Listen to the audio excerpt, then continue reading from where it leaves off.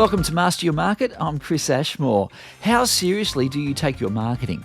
Do you have a marketing strategy based on a detailed plan, or is it more of an ad hoc thing? Well, Christopher Melotti says marketing should be aligned with your business goals and reviewed regularly. Chris is a message marketing strategist, and he's the founder and creative director at Melotti Content Media.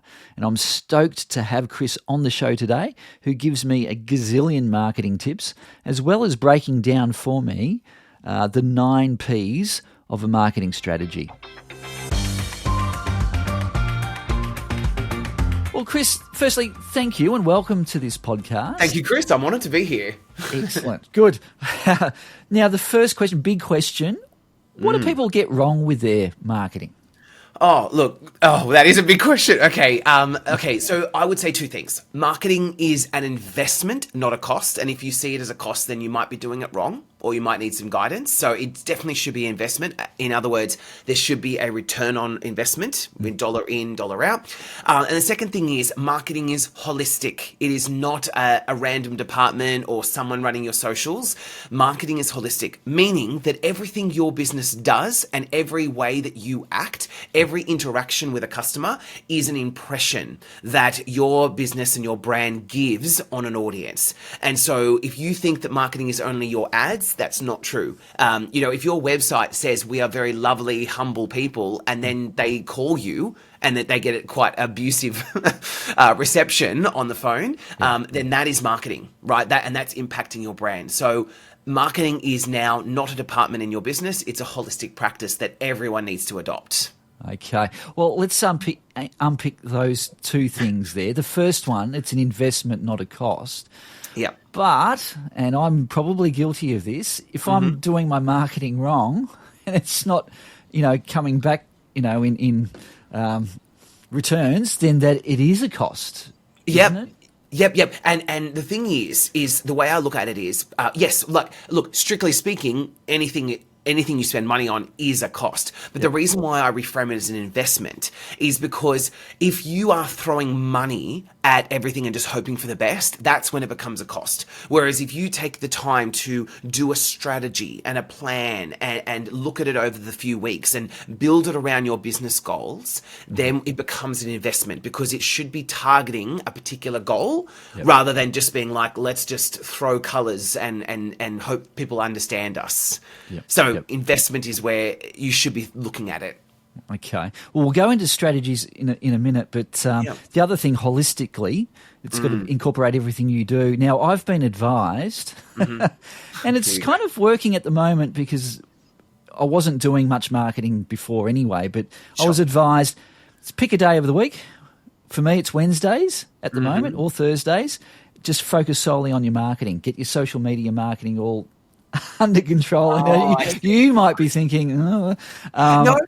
And I do, I edit this podcast and I get the word out and I schedule, posts and stuff. What do you think about that? What you're explaining is the actual doing of the tactics and the marketing tasks, and that's okay. So what you're saying is people have told you spend a day getting all the admin done, and that's perfectly fine. The way I look at it is your marketing is happening right now as we're recording. Your marketing is happening with what you wear. Your marketing is what your website is showing people 24/7. So that's the difference. The tasks are one thing. The marketing holistically is 24/7. And so that's why I always try and say, use leverage. So like your podcast, right? When you're recording your podcast, they're an excellent form of marketing that work 24/7 for you. Right. So if you're guessing your way through, Chris, which you're not, but if you're guessing your way through your podcasts, that's when you're doing poor marketing because then people don't know what to follow you for or why. So but the tasks you're doing, that's totally fine. Is when you plan that out, that's great. But the strategy behind it needs to be 24/7. Gotcha. Well, let's have a look at the strategy then. Yeah. What should a marketing strategy look like? So look, a marketing strategy, it comes in so many different forms. If you Google marketing strategy, there are all these templates and ideas and things like that. A marketing strategy, it should be the way, it's almost like a guidance and a navigation that you use around your business goals. Okay, so what it should be is, first and foremost, is starting with your business goals. Where do you want to be, and how do you want to get there, and why? So it's like, it might be like, I want to double my team size. I want to increase my revenue. I want to launch a new product or service. All of that, it has to be around your business goals and vision and mission, all right? And then from there, after you've got those goals, then you build marketing strategies around those. And there's a whole list of them. That do you want to go into them? Do you want me to start? Yeah, yes, please. Yeah. So there are 8. Actually, technically now there are 9 P's. Have you heard of the 4 P's before? I've heard of them. Yes. Yeah. And so I wouldn't be able to relay them back to you, but I've vaguely heard of them. Yeah. Yeah. And look, they're a good framework, and I'll go into, for all your listeners and viewers, is they're a good framework on which you can build your marketing direction from. So the first 4 are product, or it could be service. It's the P, right? So product or service or software platform. The second one is price. The third one is promotion, and the fourth is place. So they're the 4 that everyone learns at university when they do marketing, right? And what they are essentially, they do is they come from your business goals. So if your business goal is like to launch a new product, then those P's are designed to be marketing's answer to them. But then there's more, right? And I'll give you examples. But the 5th one is positioning. The 6th is people. 7 is process, and 8 is physical evidence. But there's a new one now, planet, as well. So I'll give you a quick summary of them all.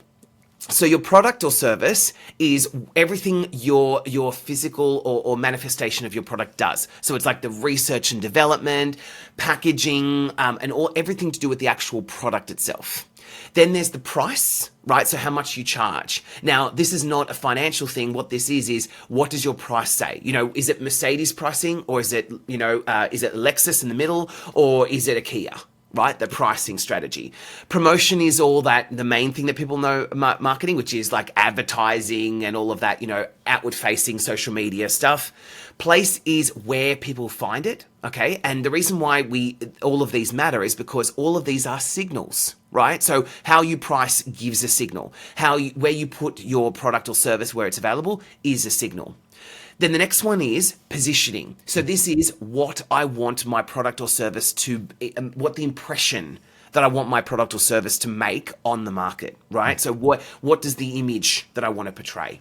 6 are the people behind all of your marketing. So, this could be customer service. This can be like, the how well you train your staff. Okay.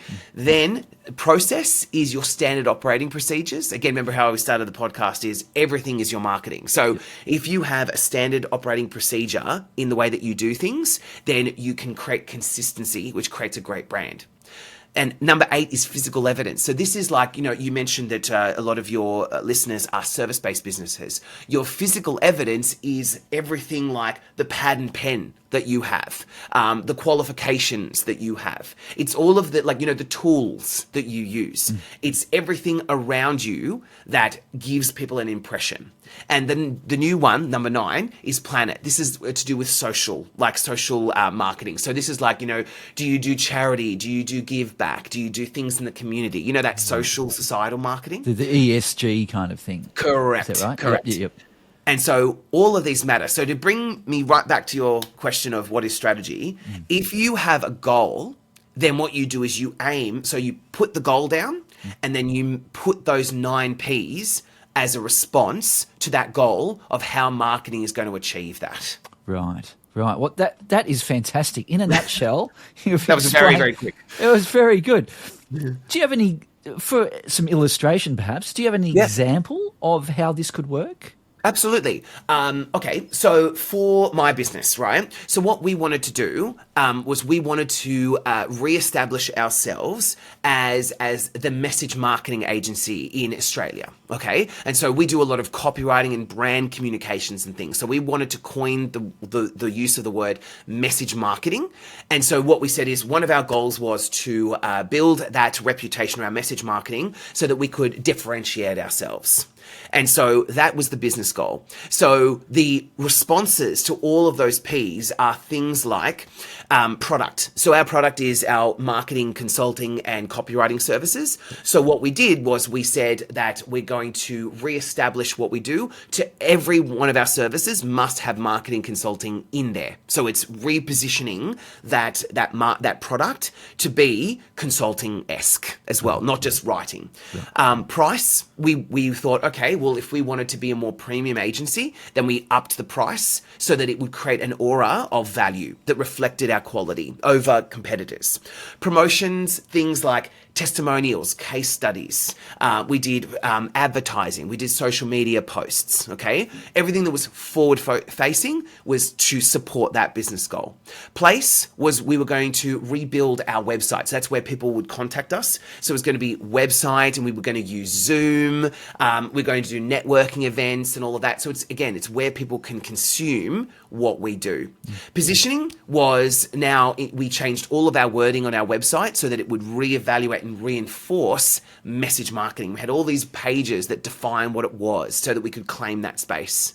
People was re-educating the team, right? So re-evaluating what it meant and reframing and re-educating teams so that they could enact what we wanted that goal to be.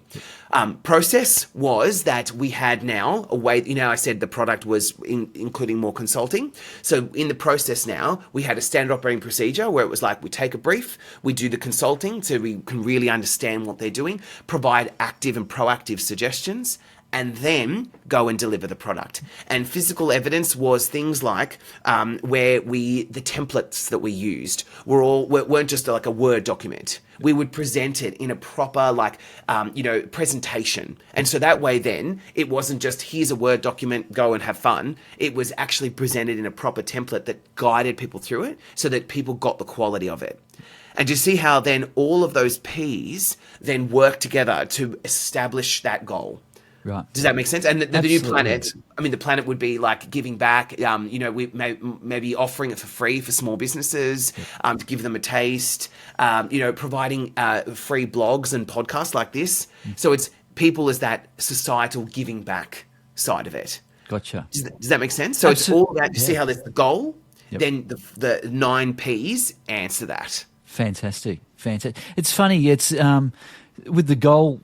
The very first question when I have a client ask me about producing a podcast, it starts with that goal. What are your business goals? And it always reflects back from the business goal. And I can't reiterate that enough, Chris. Sorry, I didn't mean to cut you off, but is the biggest challenge that marketing has is when people don't have a specific goal, right? So your goal can be as simple as I want to be seen as a key opinion leader in the business coaching world for a particular niche, right? Or it can be as specific as I want to grow my revenue from 100,000 to 500,000 over the next 5 years. And so when you have those goals, that's when you build your marketing around it. It shouldn't be marketing first. It should be what's my business goal and why, and then come up with the strategy to answer that back. Gotcha. Yep. And I suppose a lot of people are doing elements of what you went through just then, but in such an ad hoc way, and they're probably not cognizant that they are doing these different things, and they're missing out on other things. There's no structure, there's no system. They just feel that they've got to do something. And I'm a marketing consultant, and I see this every day. And I want you to assure everyone who's listening and watching, you're not alone, right? Big companies do this all the time. So if you think, I'm a small business and I'm neglectful, I don't know, that's not the truth. Is a lot of businesses do this, and all it takes is just going, right, deep breath. What are my 3 to 5 business goals over the next 12 months, right? Then how do I answer those with the 9 P's? And you'll be surprised how cathartic it is, just to get it out. And then suddenly you've got a blueprint for every goal, you've got marketing's response. And you'll be surprised how refreshing that is for your business. Absolutely. And then you can measure it. Is Correct. That right? Yep. Correct. And that comes from all of the ways that you put those P's together. So for instance, if your goal like mine was, to become the message marketing agency, right? A lot of it comes down to, you can say, because of all those P's I put together, I can say, how effective has this been? So I can check, for example, on the place, how many website page visits have people come across? How many times have I interviewed a customer and the customer has said, oh, I've heard this about you? Has my price been accepted in response to those changes and all of those things? So measurability is so incredibly important. And that brings us back to the start of the podcast, which is return on investment, is when you come up with a business goal that is specific, like the revenue growth or percentage of market share, making sure that you have a way to evaluate your progress. Otherwise, you're hoping for the best, and that should never be where you are. Right.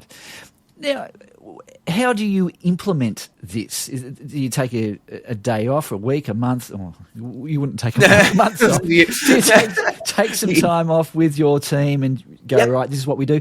Is there a way to implement it? Yep. So what I typically do is, so I have the business goal, right? And then I have those 9 Ps. Yep. And then what I'll do is usually something like I will come up with and I always encourage you to get your team involved. And the reason why is because your team is so an untapped potential there if they're only given a platform. Now, some people might be thinking, I don't have a team. Your wife, son, husband, friend, that fresh perspective, the people that you trust, that fresh perspective can really help, right? Or you speak to a marketing consultant like me, right? Yeah. But getting other people besides yourself can really encourage new and fresh thinking, right? And then you brainstorm around all those kind of things. And what I suggest is you then and this is what my team do, is we put together a 90-day plan. And remember how you said, Chris, my Wednesday is my marketing day? That's that, right? Yep. So once you've got the goal and the P's approach to it, now put a 90-day plan and say, I'm going to do this day. So remember how I said we're going to remodel our website as one of the P's. Yep. What that does is break that down into what that actually is. So for example, it might be an FAQ, what is message marketing page, right? And then assign that to your Wednesday.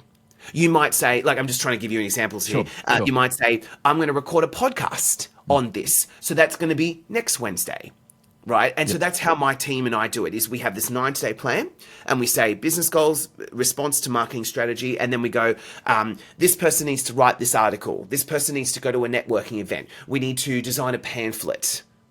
We need to create an FAQ page. We need to do a podcast. We need to do a bit of PR. To raise awareness.